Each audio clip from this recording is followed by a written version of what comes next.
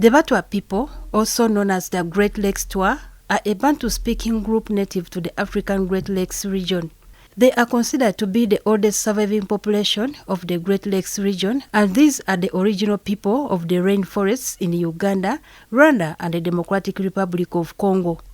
The Batwa are believed to have migrated from the Ituri forest of the Democratic Republic of Congo, and they have lived there sustainably for many years, using their ecosystem knowledge for hunting, gathering food, and medicine. In Uganda, they are found in the mountainous region of western Uganda in the districts of Bundibujo, Kisoro, Kanungu, Kabale, Lubanda, and Rukunjiri. According to the Uganda National Housing and Population Census 2024, the Batwa are estimated to be about 6,500. In our EcoPlus program today, we traversed Semliki National Park in western Uganda in the districts of Bundibujo to find out how the Batwa group in the Rwenzori, now living as conservation refugees in the Bundimasoli village in Tandi Town Council, are coping with life away from the forest, and if at all, they still access the forest for survival. The Batwa king, Geoffrey Nzito, narrates how they came to Semliki National Park in the Rwenzori sub-region.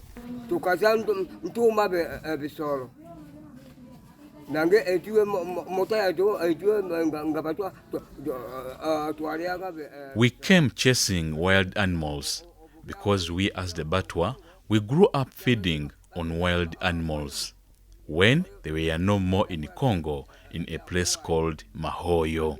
The person who crossed first from Congo to find a place where there were still animals to eat was called Aulangama, my father. We used to smoke marijuana. It would make us strong. So he first left us in Congo. When he reached in Uganda, he found many animals and said, "I have found a lot of meat." Then he crossed back to Congo via River Semliki. He gave the news that there were a lot of animals for prey. That's how we came. We were about 400.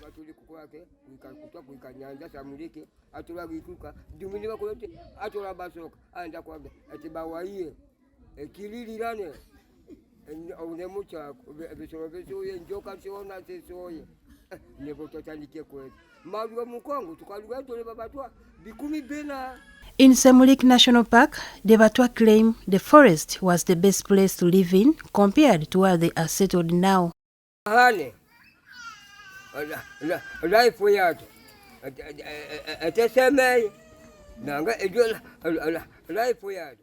Here, our lifestyle is not good at all. We loved staying in the forest as we would never go hungry there. In the forest, we would fish. We were staying in a cool environment. A Mutwa would never join a dancing group in the neighborhood, and we never associated with crowded places where there is a lot of noise. But here, we don't sleep. Our children have started getting infections. We used to do cultural norms if a child got sick. We never used to pay dowry using money. You would exchange a hunting dog for a woman. Or, if your relative had a girl of marriage age, we would exchange also.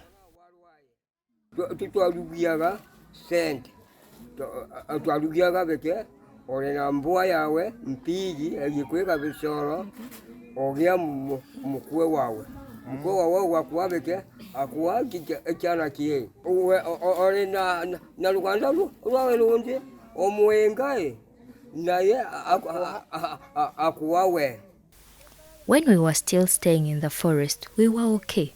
For example, me this I've lost weight. I used to have hips, and if a man saw me, he would say this is a beautiful Mutwa lady. Now we have become a laughing stock because of our appearance. We ladies, we never used to go to the hospital for antenatal. You would carry your pregnancy for 9 months, and time to give birth, a colleague would assist. Now your child can have her own house and host a man there. A Mutwa woman, you get married and host a man at your home. Even after impregnating you, you give birth, he runs away.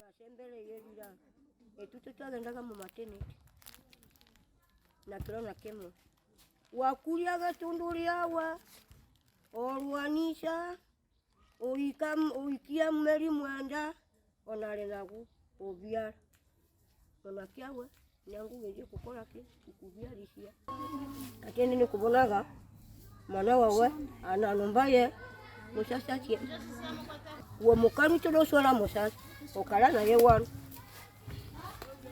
ate ne mama la kukuwetondo tamali kukwatondo bo wakuli wabyala no wamubya amarigita.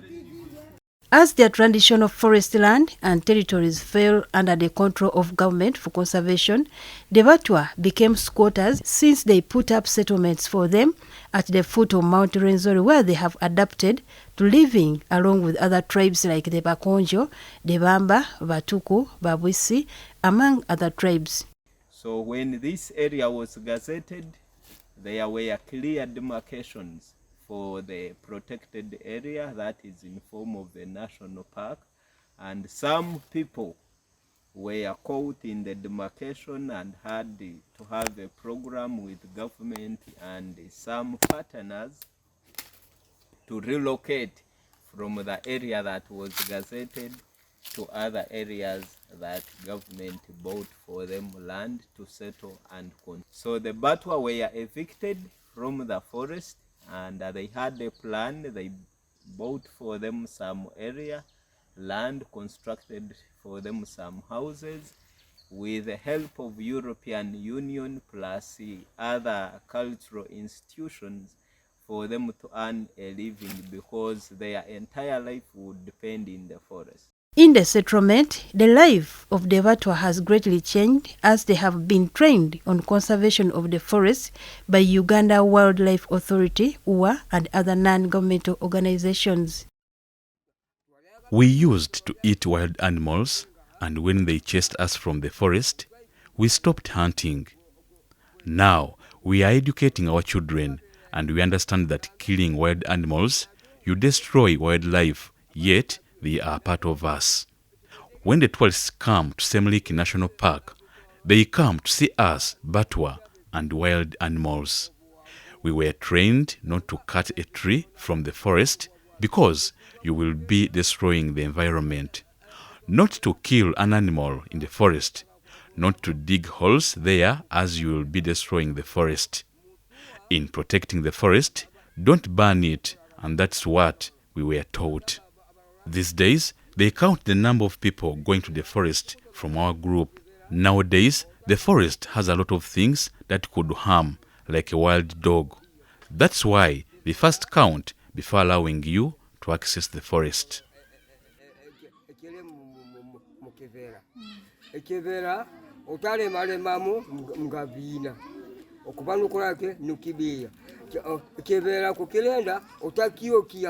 Otagenda yo obunamolero ngankara etukuki ankara okubanukulage obiye beke bwangua nibyo tukusomanga ntoka ni mukyane nga ngabana banje ekede 10 mwene ne musene kwenda ya baba baleo mama okubabala basi nanga bakomage totolo egikoli eke egigendiha omukebe nanga eyekebera birobene yabiye nanga ele mbaganiza tumaniye beremo to sangara munga mgambo wegisakaye kukola kobe nibyo ekebera ikiba kulekaga obanja bababara abamukuta obukebera.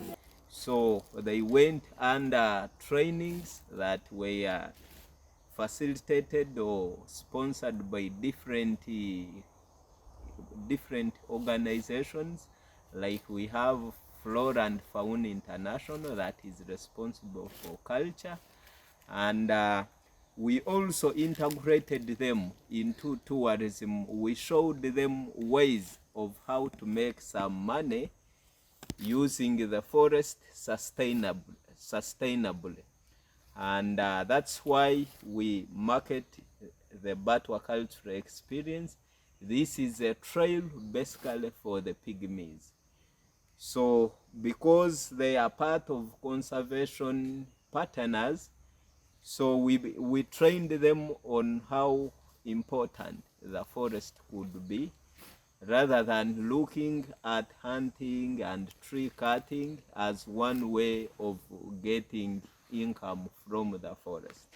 Because we showed them some ways of how you can conserve the forest and using it without destroying it. Like for example, what these pygmies undergo through on the Batwa cultural experience is that through trainings from different stakeholders like Uganda Wildlife Authority, Flora and Fauna International, with other organizations, have trained some of these people as guides.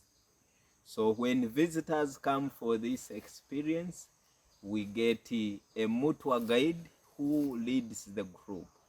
He talks in the language. A few can speak a little bit of English, but we always try to interpret to guess for them to understand from the Batwa or Lumbuti language into understandable language like English or any other language that is understandable by the tourists. And from that, a visitor will pay some money, activity fee, that part of this money goes to the Batwa community. Otherwise, they need vigorous and continuous training and to have someone who is always running after them, because as forest people, they never used to put on clothes, that kind of life. It's a little bit hard. You need time to transform from one stage to another, and maybe with time through these guidelines and continuous trainings, these people are able to pick up and also work without any guidance from any other person. The Batwa in Uganda claim to be facing discrimination from the government and other sectors of society, and that their rights as indigenous people are neither recognized or respected. Ngule tukubonaga Museveni onene na twatuikate Batwa bakidie ngwagukaye kuvuga kanwa katu batu tukubaraga Museveni area baturetie muni mu ofisi muni ya manine Museveni area ati abala bali Museveni bibo tukukoraga bike mupanga. If we had a chance to meet President Museveni, he would understand our cause. We always ask ourselves where he is, because whenever we visit him, we only deal with his assistance.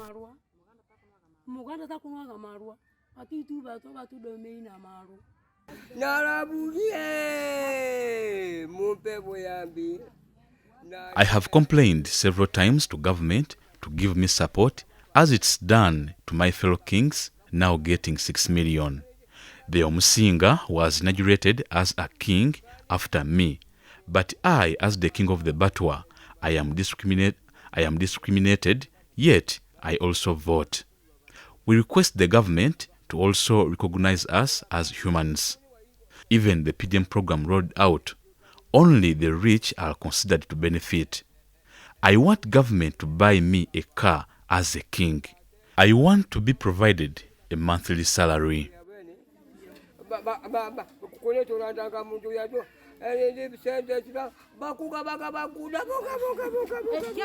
Government engulele motoka ya kingi. Government ekoleke nanje banteha musara. Getting services to them could be easy, but the fact that they are scattered in Uganda and beyond makes it hard for government to plan for them. Yeah, the government does not install kings on communities. Kings are chosen, elected or selected by either by birth, inheritance, or by chiefs. In the case of the other places like Nusoga or even most of the northern places, the king is selected through a council of clan leaders. And the challenge with the king of the Batwa is that his kingdom is not static. Actually, the biggest number of the Batwa are in Rwanda and Congo, across the mountain. So if he stood on Rwenzori and looked to the other side, he would be more powerful than if he was in Uganda. You understand? So those are the dynamics. You've got, how do you facilitate a king whose mandate has to go across into another country? You understand? So it's a kind of tricky situation. But I agree with you. Even if you have 100 people, if they have agreed that you are their king and you fulfill the provisions of the law, you should be facilitated. So if you want to make them access services and they are scattered, then targeting them becomes a challenge. And even they end up being assimilated. And so if you find a Mutwa, for example, in Imbarara, who has learned in Nyankole, he will not tell you that he's a Mutwa. No, he will tell you, I'm from Imbarara, I'm from Nyankole. I'm from Nyankole. Why? Because they fear being stigmatized and excluded from accessing services. And that is a big challenge that we have always had with minority groups. They are dynamic in nature, not constant. They don't settle in one place. They keep moving. But even those who have settled, they don't make the necessary numbers for a big investment, like a hospital, a school. Maybe you find a family of around 100. The biggest number could be like 200. But can you put a whole government hospital for 200 people? Or even a whole school? And 200 including the older persons, the women, the what? The youth? So that is one of the challenges. So we encourage them to integrate.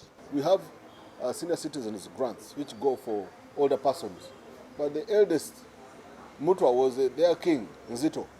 He was around 65, below the threshold of 80, which is supposed to be for SAGE program, for social protection, accessing the 25,000 per month. So what do? You lower the threshold again, you lower and lower, you can only target and get 1 or 2. So it's a big challenge. And yet when you see a person of around 50 years and a Mutwa, he will look like a person of 80. Why? Because of vulnerability, because of multiple vulnerabilities. Too much drinking, too much wastage in terms of life. They are not productive, they don't have a settled livelihood, dietary is very poor, so they age quickly. And besides, some of them do not even have identity cards, which is a requirement for you to access social protection programs, even government programs. You can't access them without identity cards. But when they are registering identity cards, they are scared. Even they go to the forest and hide there. But when time comes for services, they want to go to the hospital, just like you.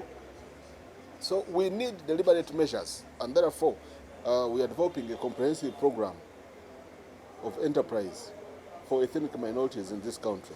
Mujuni, however, believes the Batwa are good conservationists who need to be supported with other interventions.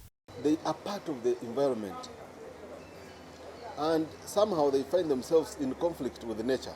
Why? Because either where they used to stay has been declared a national park or gazetted for oil and gas exploration or for water boundaries or transboundaries. Those are natural resources. Or they are minerals, even wood and timber. And so, many times they are either evicted. But these people have lived for long centuries with these animals. They know it is their food. That's where they get the fruits. If they are going to get, they get one, and they never kill a young one. Unlike the poachers who kill any other animal they come across. And this is where there is a paradox. Who are the people supposed to protect the environment? Is it you, the person who have just come in, or the people who have lived within? Who are threatened if the environment is no more? The Batwa, they pick their honey, their food, their fruits from the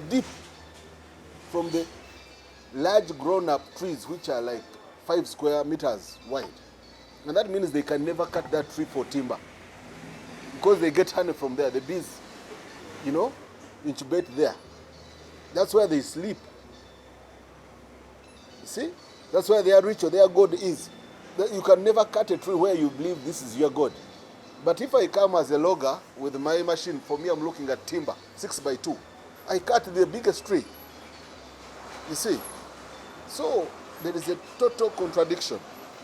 And so as a ministry, we have developed the guidelines, and we are developing even regulations for, they are called the National Equity Regulations and Guidelines and Regulations for natural resource dependent and surrounding communities. To make sure that there is equitable access to their habitual ancestral areas. Two, there is a fair share of the benefits that come from tourism. For example, the Batwa, the caves generate a lot of foreign revenue for those districts. But when they reimburse that money back to the districts, like Kanungu, Kisoro, the districts use that money to distribute to other schools and other facilities where the Batwas don't go. Minorities are already compliant with the environmental protection and sustainability because they live within and survive on it, so they cannot destroy it. What we are saying is that let us understand their dynamics, that beyond just living within that natural resource, there is a need for them to be supported with other interventions like education, like health, like access to the money economy. His Excellency the President has been talking about access to the money economy. It's a very, very key ingredient in the development, in the inclusive growth. As we interact with the minority tribes in Uganda, let's recognize their role in promoting environment conservation.